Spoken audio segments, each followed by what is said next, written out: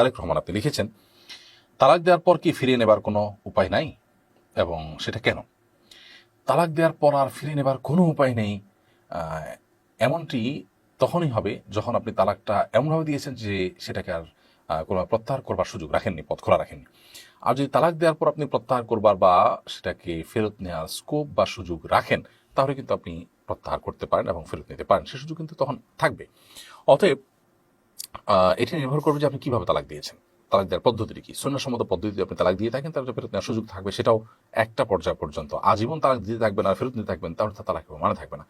3টা তালাক সর্বোচ্চ আপনি যদি দিতে পারেন, সেটা যদি আপনি ব্যবহার করে পারেন, 3য় দফাও তালাক দিয়ে ফেলেন, তাহলে আর আপনি ফেরত নিতে পারবেন না।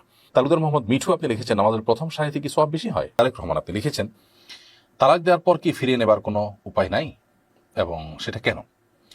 তালাক দেওয়ার পর আর ফিরিয়ে নেবার কোনো উপায়। চ্যানেলটি সাবস্ক্রাইব করে আমাদের সঙ্গেই থাকুন।